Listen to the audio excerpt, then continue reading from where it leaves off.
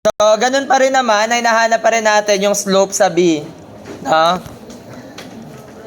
So, dito na tayo magka-cut. So, ito na yung x distance nyo. Tapos, ito pa rin si RB na 5. And then, ito si RC 5 din. Tapos, yung mga moment arm niya. So, this is x minus 4. And then, ito x minus 2. And then, yung moment natin, mag-smile yung... Tama? So, summation tayo ng moment at O. Cutting section no equals to 0. So, ano yung mga clockwise moments? Nandiyan yung moment plus 10. Ang moment arm ni 10 ay x. Minus 5. X minus 2 minus 5 x minus 4 equals to 0. So, EIY double prime is now equal to M. So, itatranspose lang natin sa kabila lahat. So, we have 5 x minus 2 plus 5 x minus 4 minus 10x. No? Kasi yung pinaikot natin doon is kasama yung moment. Ngayon hindi na siya kasama, no? So, next. So, integrate. So, we have EIY prime is equal to 5 x minus 2 squared over 2 plus 5 x minus 4 squared over 2 minus 10 x squared over 2. Pwede nyo ito i-simplify pero wag na, yaman na lang, mas C1. Tama? Then next, EIY, integrate lang natin, no? Integrate lang lagi yan. So we have 5 x minus 2 cube over 6 plus 5 x minus 4 cube over 6 minus 10 x cube over 6 plus C1x plus C2. Ano yung boundary condition? So, dito tayo nag-start. Ano yung deflection dito? 0. Ano yung x dyan? 2. Therefore, if x is 2, y is 0. And then, if x is 4, y is also 0. Kasi ito yun, di ba? Deflection dyan, 0. Ano yung x niya dyan? 4. So, if x is 2,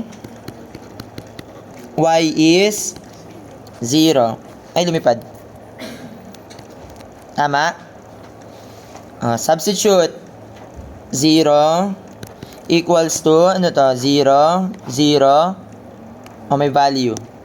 Negative 10 2 cube over 6 plus C1 times 2 plus C2. Simplifying, we have 2C1 plus C2 is equal to, tatranspose mo sa kabila to. Magkano? 10 times 4. 10 times 8. 40 over 3. Then next, if x is 2, if x is 4, y is also 0. So, substituting 0. Ito may value. So, that is 5. 4 minus 2 cube over 6. Then, 0 yon minus 10. 4 cube over 6 plus C1 times 4 plus C2. So, simplifying, we have 4C1 plus C2. Available na ang mix and match ulit sa Jollibee. Magkano? 100? Okay, so substitute solving for C1 and C2. Yung C1 ay 130 over 3 and C2 120. Negative 220. Okay.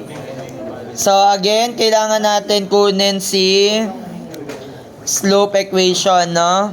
Sir, may tanong ako. Kunyari, tatlo yung reaction. Tatlo yung support reaction. Kumalma ka mamaya, ito na next problem natin yun, no?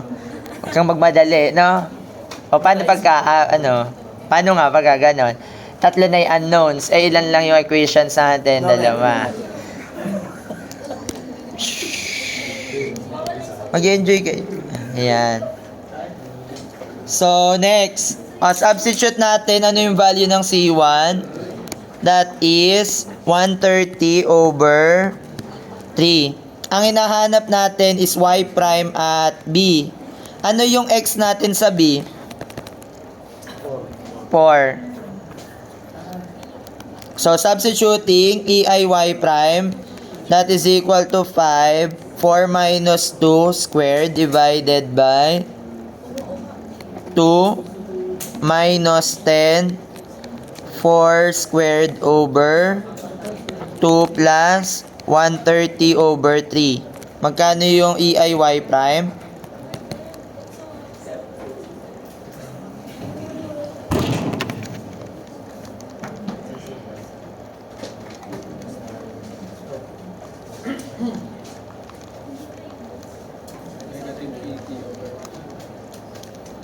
That is negative 80 over 3.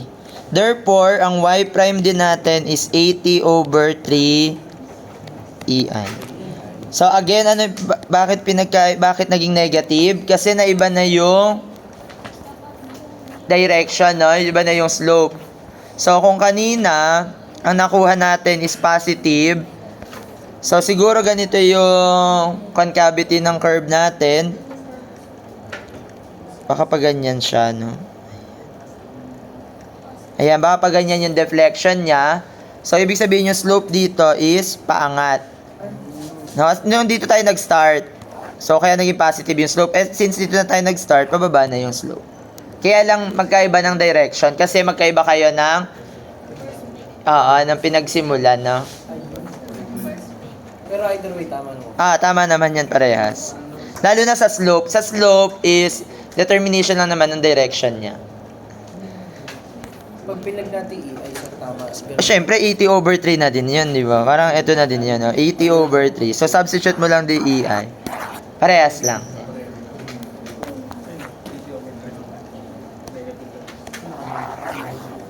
Siyempre, kopyahin na natin yan.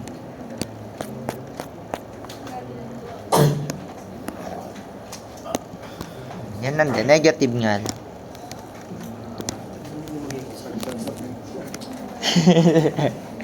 Si Rael pinakamasipag gumawa ng play. Consistent naman, di ba? Oh, alam ko naman kasi.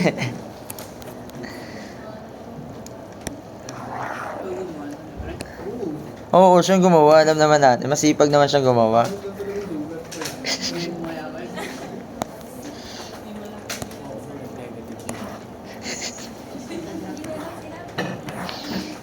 O hindi, at least